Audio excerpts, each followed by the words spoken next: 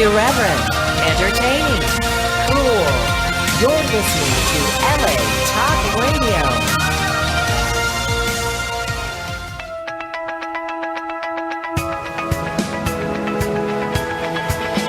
You're listening to Peace Fund Radio with Ethan Dettenmaier and Adrian Paul, right here on LA Talk Radio. Shh, somebody might be listening. Oh, what was that? To that? Yeah, good morning. Good morning. Good morning, how are you? Fantastic. Welcome to the Peace Fund. Welcome to Peace Fund Radio. Peace, supporting the Peace Fund efforts worldwide to make the world a better place. To illuminate on what you just said.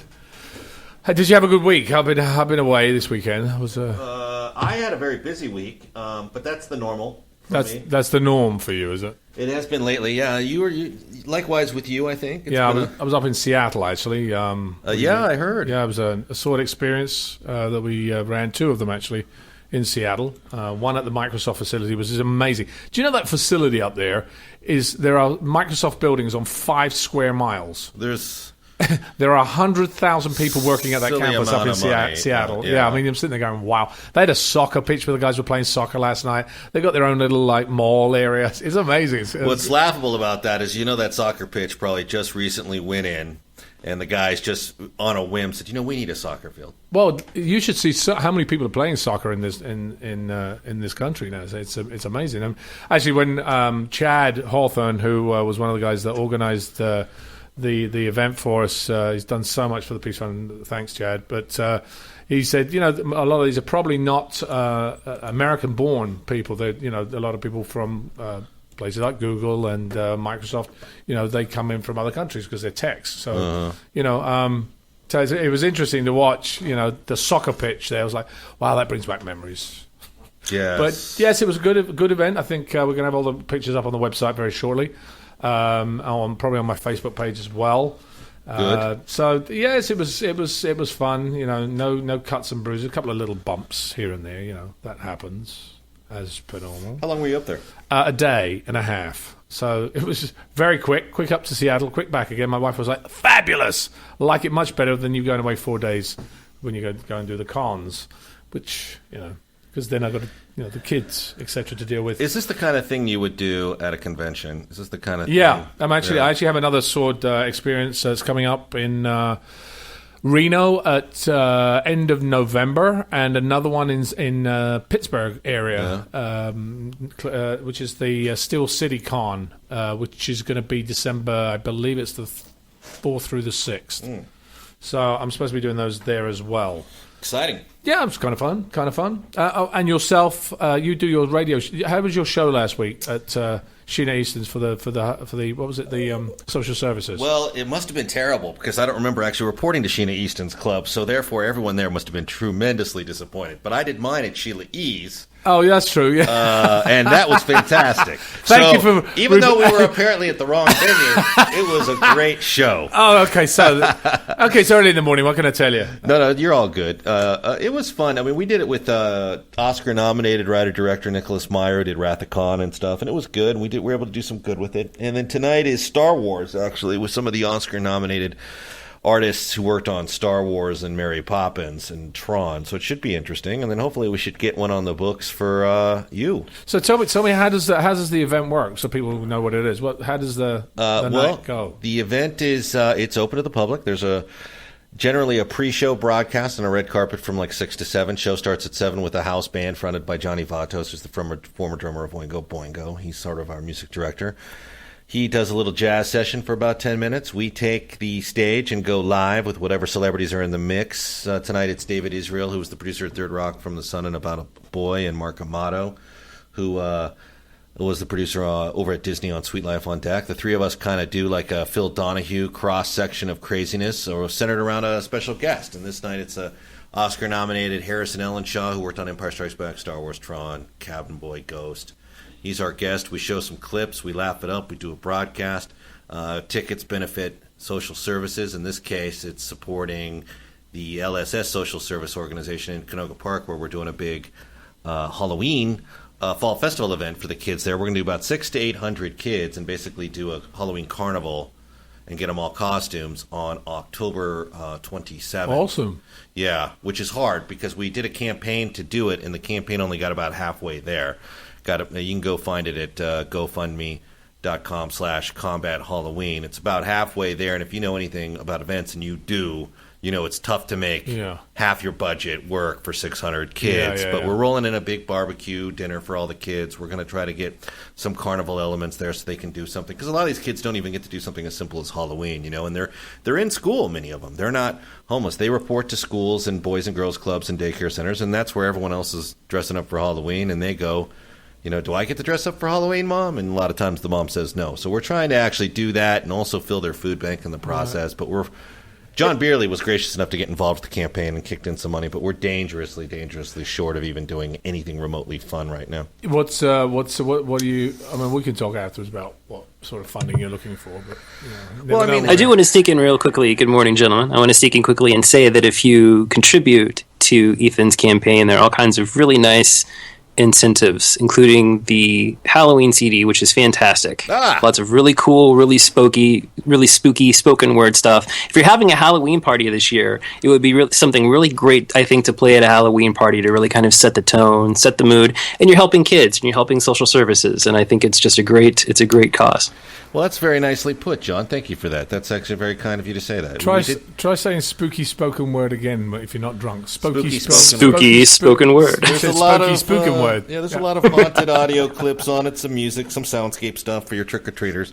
There's all that. It's 2 discs of craziness. But yeah, it was an incentive to get people involved. I mean, we needed, for about 600 to 800 kids, we needed about $8,000. I mean, you know, you're looking at about $3,500 in food. You're looking at about another $1,500 in tables and chairs and whatnot.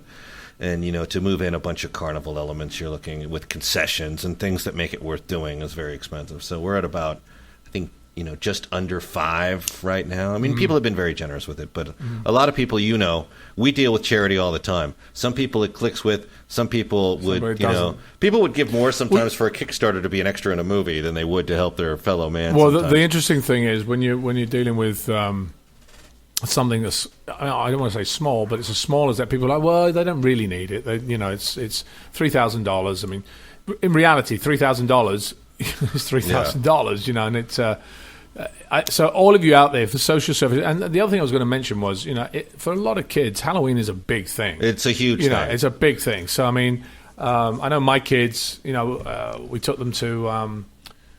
Before, not now, because the closer you get to it, the more the prices go up. I don't know if you've noticed that. But we got my daughter's going to be a cake.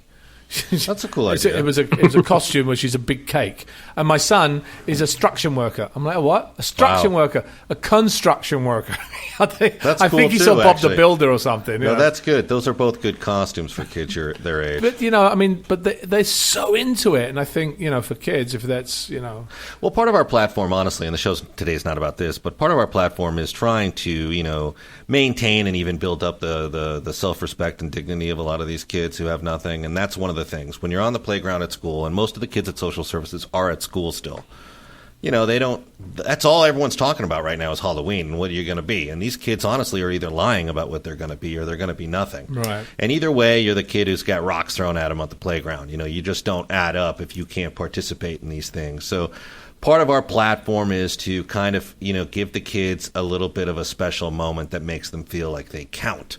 Along the way, we do everything we can for the food bank and all those other things, too. And we'll be doing some of that with this campaign as well. But we try to make sure the kids know that, hey, man, you matter in this life. So, You're part of this. What ages are these kids? Anywhere from like 3 and 4 to about 12 for the thing we're doing on the 27th. It's a lot, and it's at the Canoga Park office, which is you know, probably not the greatest location in the world. I mean, social services offices, if you know anything about them, they don't have the Microsoft campus. They don't have the landscape. You know, they're kind of like shoved in the corner where they can afford to operate. So we're trying to just bring a little bit of magic to it. And then, of course, on December 5th, we'll be doing our annual Christmas event for about 400 to 500 homeless kids as well, where we'll be busting them in Polar Express style for what is essentially Christmas. I think that, you know, we talk about breeding grounds in a sense of many different things. And when you have kids that are in social services and their parents cannot afford to do things, it really leads them to, so many different things as they move up in life, as they go through life, and then they turn to things like drugs and alcohol and tobacco and all that stuff, which is the focus of our show this morning. And I think that's really something we should also know, is that, being able to show the kids and get them be happy, and that doesn't allow them to go to other things that might take their attention away. Well, I would think if you can't participate in Halloween and you were 10 and everyone else can, I mean, how would you react to it? You'd probably be kind of a miserable guy that day. That week, that month. So what do you do? I mean, what do you do? And there are a lot of kids these days that start addictions in certain things, such as drugs or alcohol or anything, at a very young age. It might not be 10, but some of them, the numbers are 12-year-olds and 13-year-olds that do that. So they're not far off.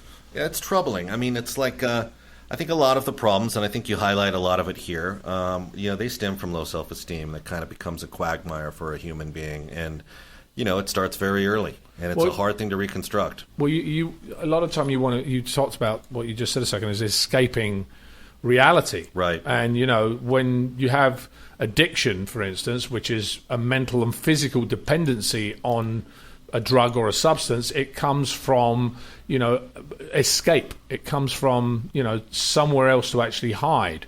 And I think, there are loads of substances that do it. Alcohol, drugs, prescription medicines, inhalants, like spray paint, they got that, and nicotine. They start doing other things because they don't either see themselves as worthy, or they want to escape the reality, or maybe the bullying or whatever else they've got that takes them from places that you're talking about, which is when they're from 3 to 10 years old, where they're most impressionable, and that's where they're being created, if you like, as who they're going to be in the rest of their lives. It's hard. It's hard. It's not easy being a young person now in today's day and age. No, it's tough because there's so many things that are expected as well. I mean, we show our kids so many different great things out there, and the media with the internet and everything else has brought it much closer to home. Before, if you lived in certain areas, you didn't know that some of the Disney princesses or the cartoons were happening because you didn't have a TV in the house, you wouldn't matter. Yeah. But now that it's been brought to you through your internet, through your telephone, through your iPads and mobile devices, now that's available. So the kids are saying, well, why can't I have that? And then when they don't, they feel that they're left out. They're not like everybody else. And that must have some sort of effect on them. Yeah, it would have an effect on me, I think, personally. I mean, the idea of leaving somebody out or being left out, I think that's really damaging as a young person. Yeah, exactly. Where when you get our age, you're hoping you're being left out. You want to be left out of a lot of this. Please leave me out. Don't invite me to that. Please don't make me feel obligated to be. Yeah, so it's interesting. But going back to the idea of actually escaping and getting into something else. A lot of the stuff they get into when they are younger becomes physically addictive later on, which means that they have to crave that substance or that behavior, and they can't stop it. So eventually, it then destroys their lives. I remember there was an acting coach, an agent once said to me, the only thing that's really going to stop you, Adrian, is if you get like drug abuse, or you get into something like that. That'll really take. Some actors have been able to sort of go through that and then come out the other end, but some of them haven't. Well, the ones that have been able to go through it are the one in like the 2 or 3 million. I wouldn't use Robert Downey Jr. as an example for anyone who thinks they can go on a heroin ride and bounce back as Iron Man. Exactly, yeah. And I think personally, that's the one thing I tell my kid. As long as you're drug-free, you will always have a chance to matter in this life. I mean, do not stack the deck against you with addiction. I like that statement. That's a really good statement. Well, as long as you're drug-free, you've got a chance to matter in this life. And that you really do. If you're going to give yourself the obstacle of addiction to overcome and what that does. And because as I told my kid, and it's been our Bible for a long time, a lot of things happen before you die of an overdose, and they're destructive every step of the way. And you can be burning everything down around you for years before you get to the point where it's peace out.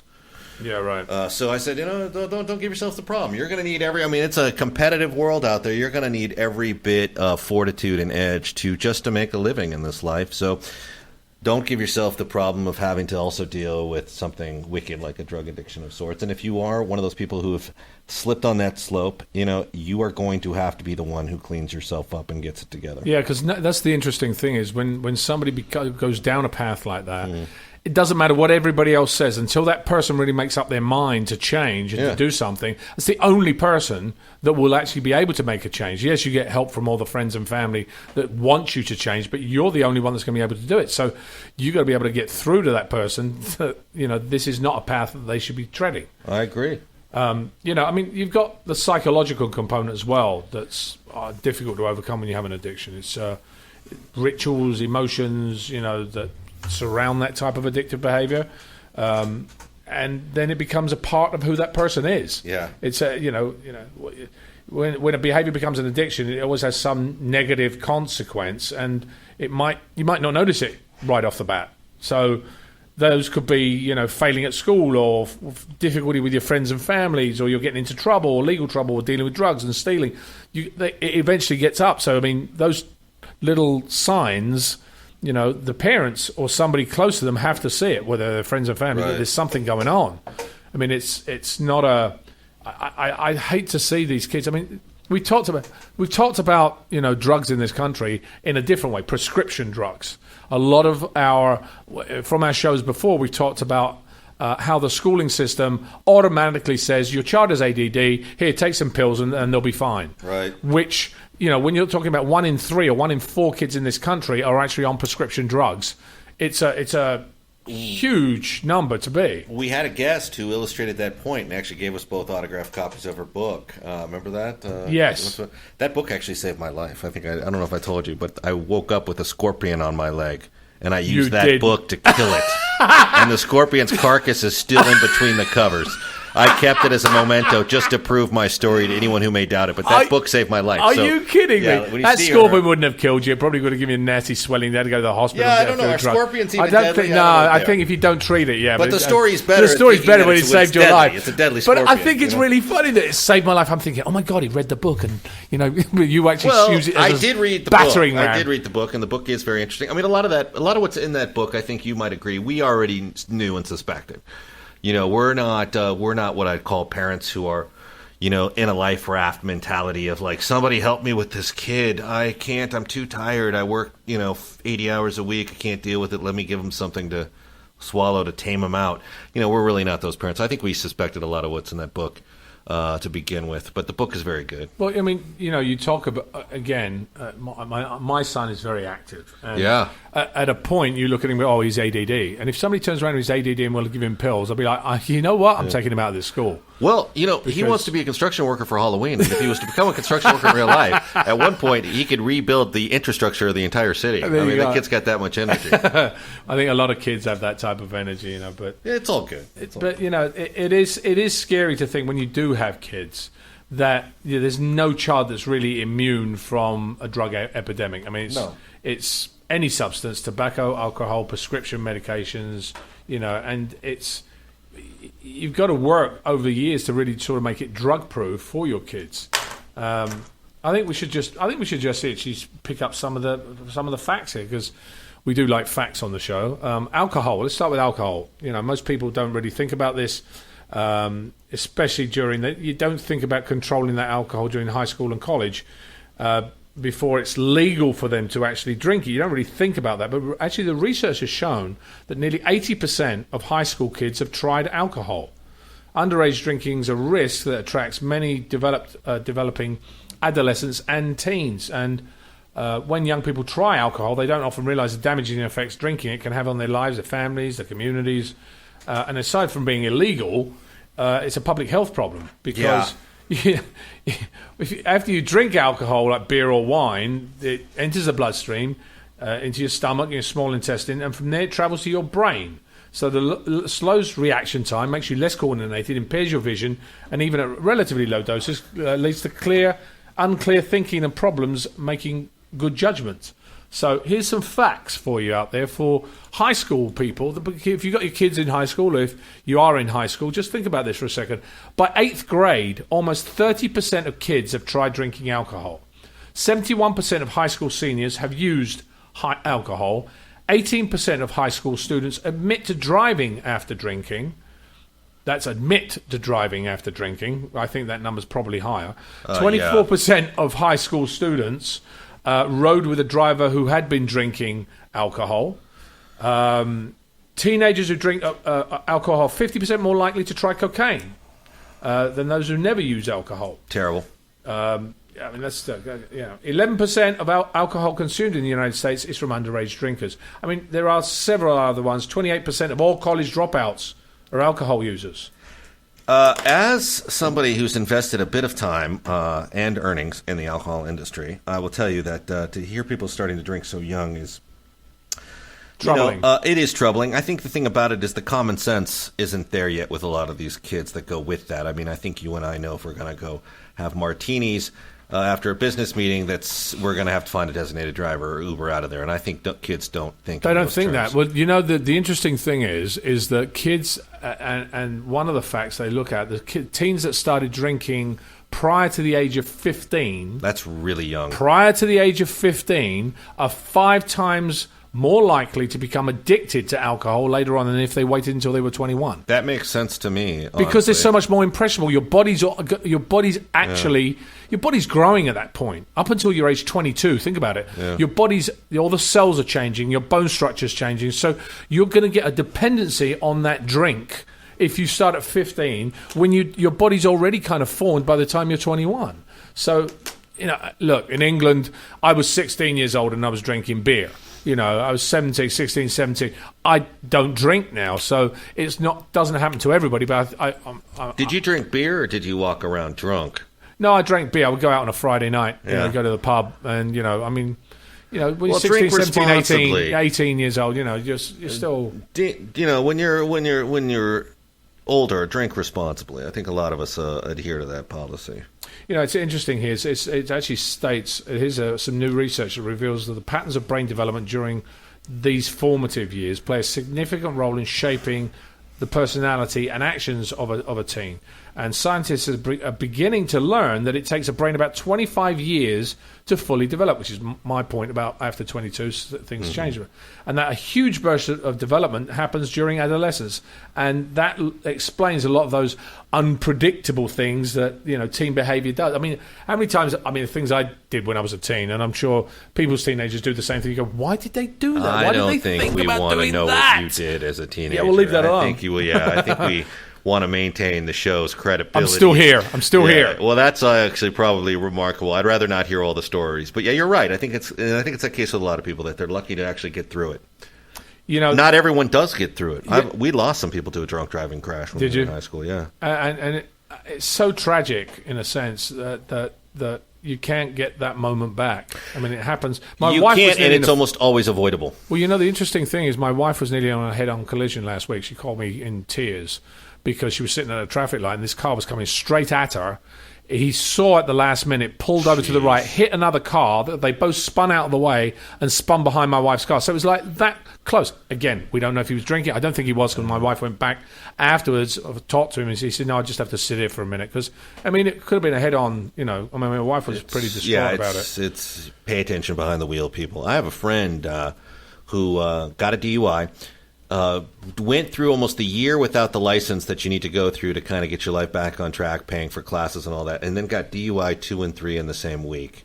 And there isn't a person alive who knew this person who did not publicly call this guy an idiot, because that's exactly what you are at that point. At that point, you really are an idiot. DUI 2 and DUI 3. DUI 3 on his way to get a haircut. Who needs to be drunk in the middle of the afternoon to go get a haircut? So at that point, I think we're looking at someone who's got a problem. How old was he at that point? Early 20s. All right. Old enough to know better. Mm-hmm. But how many times have you given your car keys to somebody else? I've probably done that 5,000 times in my life. Well, that's a great thing about Uber these days. You don't have to drink and drive. If I have a beer, if I have 2 drinks in an hour, I don't drive. Yeah, I don't really drink. I might have 1 drink. Yeah, I don't drink. John, what about you? How's it with your end? Have you ever been involved in drunk driving, or have you There was an accident that I was almost in a few years ago. I'll never forget this. Driving home from work in a long line of traffic, and this guy in oncoming traffic tried to pass a truck and clipped the car in front of me and kept going. Nobody got hurt, thankfully, but I saw the whole thing happen, and it all happened so quickly. And they were able to, the police caught him a few minutes later, and he had paint from the other car from the car that he hit all over the side of his. So it was pretty easy to find before he actually hurt anybody. But that guy was raving drunk, and it's just I don't know. It's terrible. It's I personally I don't drink. I have no use for it.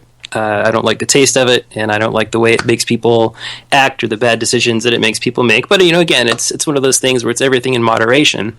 But more and more you hear people don't talk about, oh, yeah, we went out and got a couple of drinks. You hear people talking about, oh, yeah, we went out and just got completely plastered, totally wasted.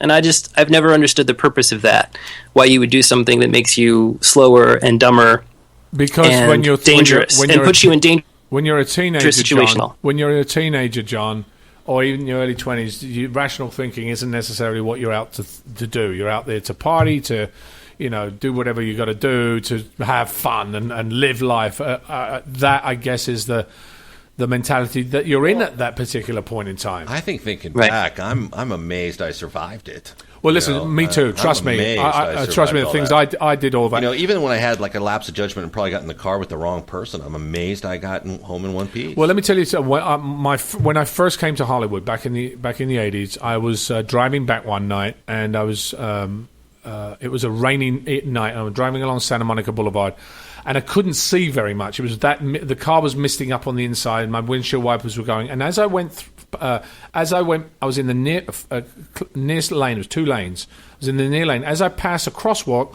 I saw this person coming out from as I looked past the window. I saw the person was crossing the street, and I said, "Oh, thank God I wasn't there. Like he wasn't across earlier because I might have hit him. I couldn't see him." As I look in my rear view window. A mirror, the car behind him has missed him, hits him, and he's like a rag doll on the front of the car, dumps him on the floor, and speeds off. And I'm like, "That's your crime when you speed off." That was and sped off. And I'm like, so I follow the car. I went after the car, and I looked and I got the license plate of the car. And I went back and I called the police, and I went back to the place, and there was a person on the floor, and they were and the ambulance was there, and the police came, and there were some eyewitnesses. And I remember one of the eyewitnesses says, "Yeah, it was this red bug." I went, "No, that was my car. It wasn't me that hit it." Because otherwise, if let's get that straight right now. And so I said, "Here's the license plate." So they said, "Would you mind coming and identifying the vehicle?" Because we found the vehicle. And the vehicle they found was in somebody's garage, and sure enough, they've had the license plate because they followed them back to the house. On the front of the house, on the front of the dented car was dented, so they'd hit the person, and so they caught them. But most of the time, you don't. Well, what people don't realize about that story is the crime is actually leaving the scene. Yes. If you hit a pedestrian, there's chances are your insurance will cover it as an accident. Right, but this person was drunk, and that's why they drove off. That's why they drove off. But you're making it much worse for yourself by driving off, because now you're looking at a big prison sentence. Yeah, it's a felony. If you stay on the scene and call an ambulance and do all the things you need to do, then chances are you're going to be able to walk away from that. As hard as that is for people, going back to the teen thing for a minute, and we're talking about how your brain develops, etc. But the brain development explains some of the behavior which is characteristic with adolescence. And, the idea of seeking out new and potentially dangerous situations is that craziness. So some teens, you're thrill seekers. I mean, look at what you have with... I mean, I don't know about you, Ethan, but when I was a kid, you didn't have the skateboarding and the snowboarding and all the tricks and all the flying through the air and the jumping off and the free running and all. I mean, it's gotten more, and the skydiving is so much bigger now than in the past 30, 40 years. Yeah. It's gotten so much bigger, that thrill-seeking. So imagine a child or somebody, a teen, that's not really acts so impulsive, not really recognizing their own actions, because that's not what they're looking at that time. They then go to drinking, and those have consequences. And kids here's some of the facts. We were talking about it earlier. Kids who have problems with self-control or low self-esteem, which we were talking about social services earlier on, about not even being able to go to Halloween, that's where it starts, or who feel different in some way, whether their appearance, they've got a different economic situation, circumstance, they might be at risk to become alcohol or drug abusers. And those who find it hard to believe in themselves desperately need love and support of parents or other family members. If they don't have it, like they have in social services, like you talked about earlier on, you're going to have these other consequences. Yeah. So it's something we have to look out for. It's not something we have to really, and peer pressure. You know, think about how many times. I mean, I knew it when I was a kid. About you guys. I mean, think about it. Your friends say, "Come on, you got to come out." No, you can here have a drink. Have a drink. I don't know how many times I go out now. People say, "Go have a drink," and I don't want one. No, just have one. No, I don't want one. Go no, just have a small beer. You know, I didn't deal with too much of that as a kid. I think I actually. I really didn't either. I think if you choose your friends wisely, you don't really face a lot of that. I can't remember, and I know that what you're discussing is a rampant problem. I get you. But I myself didn't have a lot of experience with that. I don't remember my friends trying to force anything on me, really. And you, John? But I'm lucky, Not really. and I think I'm in the Not minority. I think I'm in the minority. I think what you're saying is the norm. Yeah, it's the norm. Right, I mean, yeah. So I know that there's certainly a lot of that out there. They're really heartbreaking statistics here. Well, you know, it's natural, really. You want to be cool with your friends. You want to be, you know, so if your best friend's like, wait, why don't you try this? You know. And now that I think about it could be that my friends just weren't the sharing kind. Maybe and you didn't wanted have any it all for themselves. Maybe you just didn't have any. Why give the beer away when you know that you have to jump through hurdles to get this six-pack from the Israeli liquor store that's going to break the law for you? And you stand outside the liquor store waiting for an adult to come out and say, "Can I give you $5 if you can go buy me a couple of beers?" I just ratted out Zan Liquor in Thousand Oaks, which sold to everyone without ID. Anyway, so it's like it's like maybe that's what it was. Maybe they didn't want to share anyway. Why are you going to give away your beer? Yeah, I know. I mean, there's so many different things that underage drinking risks do include: death, alcohol poisoning, injuries. You know, more than 190,000 people under 21 visited an emergency room for alcohol-related injuries in 2008 alone. That's 2008. That's a massive amount. That's just then. Imagine what it is now. I mean, I think it's now. You've got increased risk of physical and sexual assault, I mean, how many times? I mean, it's happened to me before. People slipped me something. When I went to Vegas one time, I wasn't young at that point. I was in my 30s. You know, somebody slipped us a roofie. Yeah. And how many times does that happen? If you drink too much, you're much more open to being taken advantage of in one way or another. And people these days have so many different ways to do that. So, well, that in itself is a Peace Fund episode. Peace Fund radio episode right there. It's just the precautions of drinking in strange places in Vegas and what one should do to survive it. You know, we've talked about all the problems. Okay, how do you solve it? What can you do? Is really, you know, I mean, I think one of the things is, you know, long before your kids are presented with that opportunity to take a drink, you can increase the chances that they'll just say no. You've got to sort of put that into them. I mean, childhood. I mean, even for my kids, it's a time of. I mean, and I watch it all the time. The phases they go through. You know, it's about learning. It's about discovery. And it's important to get these kids to understand this, to understand these questions, encourage them to ask questions. I agree. You know, even ones that are hard to answer. Sometimes I know when I was growing up, I mean, the birds and the bees, I was never told any about that stuff. But today I think kids are much more aware of things. They've got so much more information that you should be able to discuss certain tough topics and be honest and open with them. Obviously, age-appropriate communication. It sets a stage for them to talk about difficult topics or problems when they're faced with them. So, you know, by the time you've got a kid that's in the teens, they should know the facts about alcohol and the beliefs and about other substance abuse as well. You should tell them about that stuff. Well, I think every high school should run what's that Aronofsky film, John Beerley, about the drug abuse? What's the one with Jared Leto? You know, Jared Leto and Texas. What is the name of that movie? Oh gosh, it's you can only watch it once because it's horrific. It is horrific. I think it will wise kids up to drug abuse because pretty much everyone slips down the road of prostitution. Requiem for a Dream. Requiem for a Dream. Yeah. Yes. Show kids that when they're 16, 15. Say this is what you are in for if you want to go down this road. You might have to show an edited version for high school. Yeah, possibly, yeah. I mean, because the highlights will be there. Teaching kids to say no is something, you know, we should look at. And again, it could even be friends and family and parents as well. Everybody can get involved in that if they see somebody going towards it. I mean, you've got to encourage them to ask the questions. If a drink of any kind is offered, they should ask, what is it?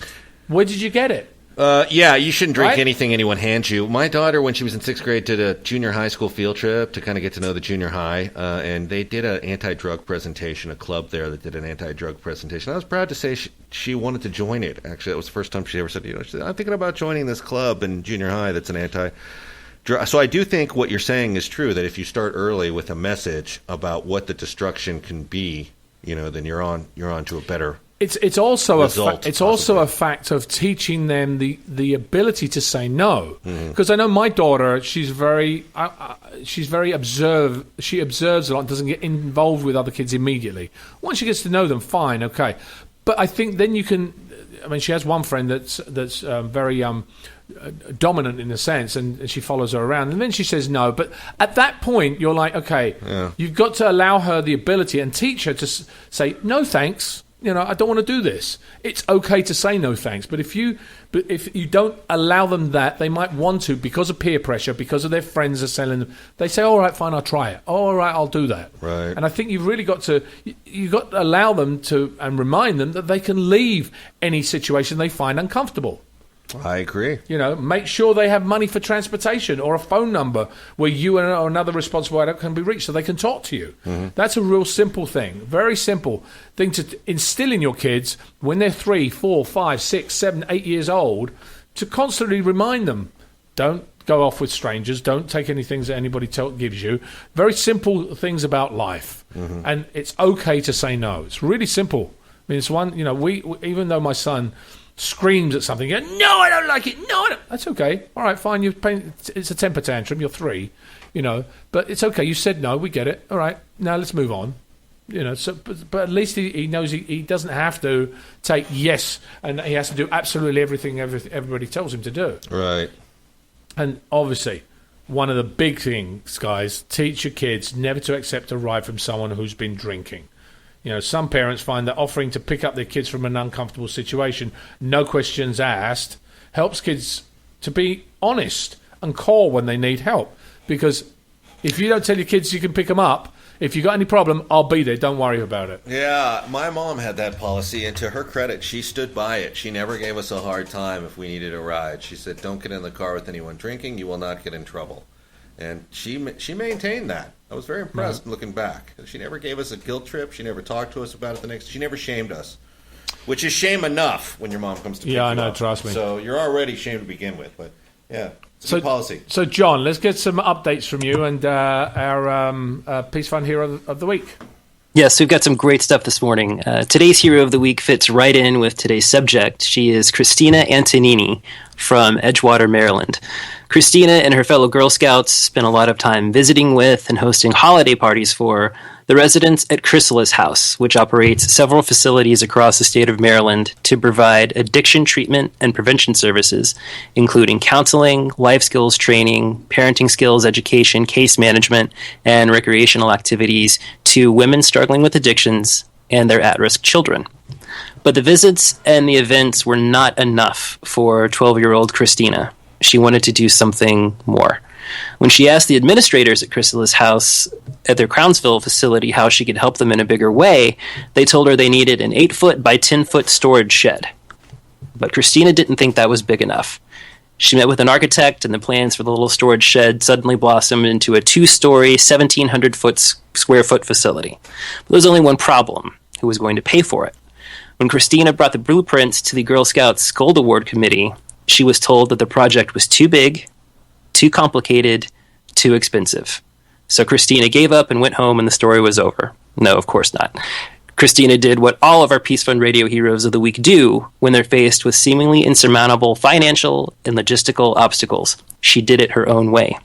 Christina, who remember was just 12 years old, pounded the pavement. She met with anybody who would listen.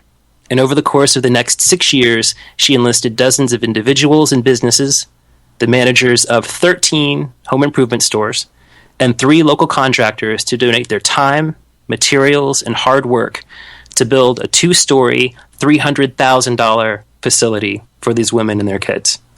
Christina was right in the middle of it all, from day one, hanging drywall, laying tile, landscaping, painting, and meeting with all of the businesses and contractors to keep the project moving. 12 years old. On the first floor of the new building, Christina started the Butterfly Boutique, which was a thrift store that allowed the women at Chrysalis House to learn job skills to support themselves, their children, and their recoveries. The top floor became a job training center. And on the wall, Christina painted a mural of the caterpillar's metamorphosis into a butterfly. In Christina's own words, the caterpillar is the dark stages. The chrysalis is when the women are rebuilding their lives, and the butterfly is when they come out of the house. That's beautiful. 12 years old, guys. That's amazing. brilliant. I think that's so cool that a 12-year-old was able to spend 6 years and didn't take no for an answer. Never took no for an answer. like- and when something fell through, something wasn't enough, she would go to another home improvement store, another contractor, whatever she needed to do to get it done, she followed it through. The Butterfly Boutique operated from 2011 to January of this year, when the building suffered severe flood damage. After a 5-month renovation, Christina's building is undergoing its own metamorphosis to become a computer lab to provide job readiness skills on the first floor and GED classes for the women at the facility on the top floor, ensuring that the women assisted by Chrysalis House and their children will be protected, educated, and aided for many, many years to come.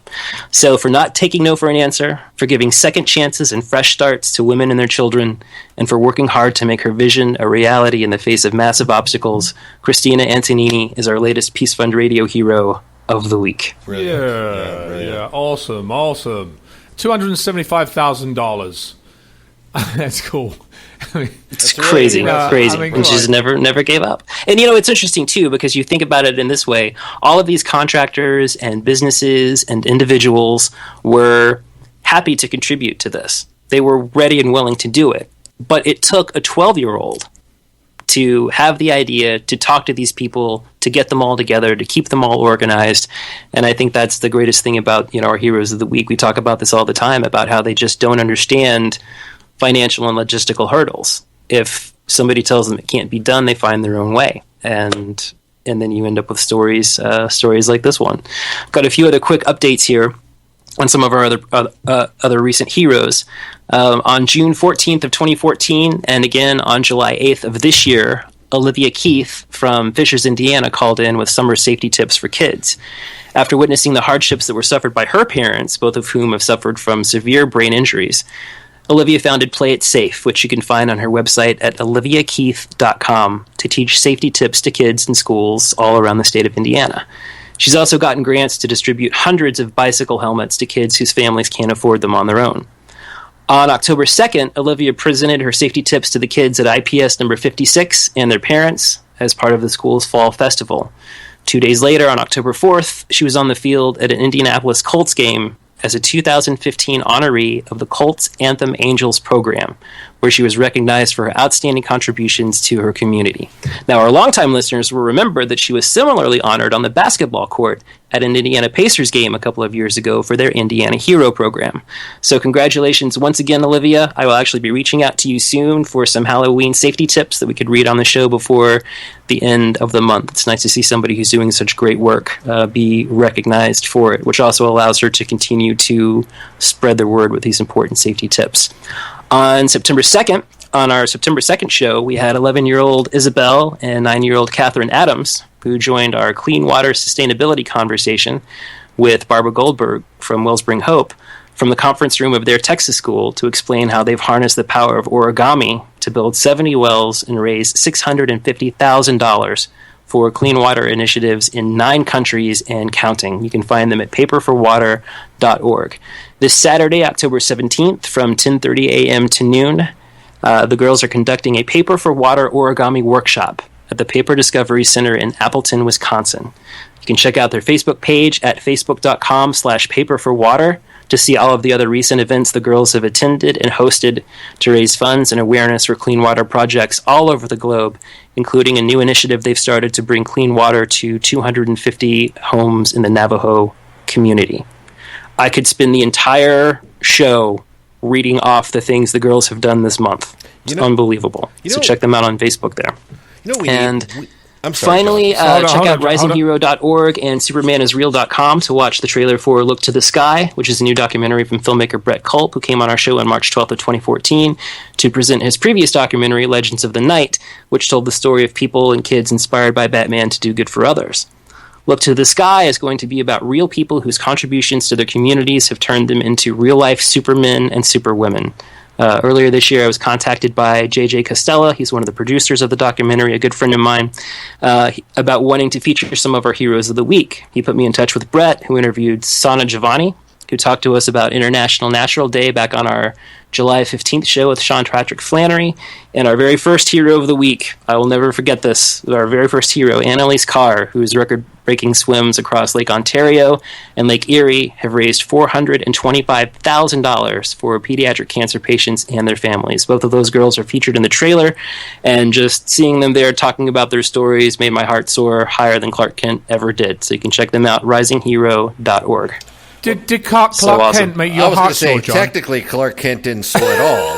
That was Superman who did soaring, and they're two different people. It was my understanding. But I like the part that it made John's heart soar. Did it make your heart soar? Yes. John? Well, it is. It's so exciting, to He's a think of the kids that we've talked about on No, the that show. it is, yeah. And when you look at the lists every year of the Gloria Barron Prize winners, or kids who attend the 3.Dash Summit for Global Teen Leaders, you see names of kids that we have talked to and talked about on the show. And it's just so exciting to see that, those kids are going on to be recognized for the good work that they're doing. And therefore, by that recognition, again, they're able to raise more funds and more awareness for their various causes. It's just super exciting to me. And I also want to quickly remind everybody to go to thepeacefund.org. Under Give a Helping Hand, click on the link for Livy Scheinman. Her sister Haley and her mom Allison were on our show a few weeks ago, the Scheinmans. John and Allison had 10-year-old twin girls 10 years ago. Haley was talking by 15 months, walking by 11 months, but all these years later, Livy is still unable to speak and has difficulty controlling her movements because of multifocal partial epilepsy, cerebral palsy. We are working to raise funds for a system where she'll be able to basically look at a computer screen to communicate with her family for the first time. I know how many people listen to the show. If everybody would just give a few dollars, we could finish this off today. If people would get on there and check us out. So thepeacefund.org, click on Livy's story, and you can read her story and see how you can help. An incredible little girl. And one other quick thing I want to say too about this family.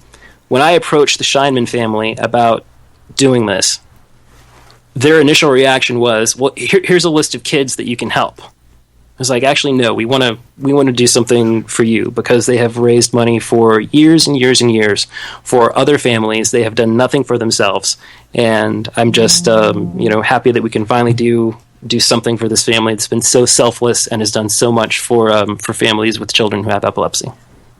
It's a great story. Thank you, John. I think we're definitely going to have Livy funded pretty soon. I think we're really on the way to doing that. Let's do it. I mean, we're going to finish that one off, and then we'll have another helping hand recipient that will be coming to you. Also, just another very quick piece of information. Our website will be revamped very shortly. We're just finishing design right now, and then we're into programming. So look out for it. It's going to be a really interesting new design, as well as new initiatives that you really can get involved with. Because we're really going to try and make the world a community for the Peace Fund. And I just want to give a shout out also to Too Smart to Start. Is a public education initiative sponsored by the Substance Abuse and Mental Health Services Administration, the SAMHSA, within the U.S. Department of Health and Human Services. Through this initiative, they provide research-based strategies and materials to professionals and volunteers at the community level to help them conduct an underage alcohol use prevention program. So if you have any issues about that, you can check them out. We'll put up their website address on our blog and on our site. It's www.toosmarttostart.samhsa.gov. So check them out. I think we're about close to being out of time again, aren't we? Yes, we are. Gosh, amazing how time flies. John, thank you for bringing us that this morning. My honor as always. And for all of those new people I met up in Seattle, thank you. I know some of you have requested to talk about Peace Fund Radio and find out more about the Peace Fund. You can find out more at www.thepeacefund.org. And in closing this week, it's a quote actually from our hero of the week, Christina. I've learned that anything is possible, even when you're very young, if you just believe in yourself and in what you're doing. This is Adrian Paul and Ethan Dettenmaier. We'll be back next week.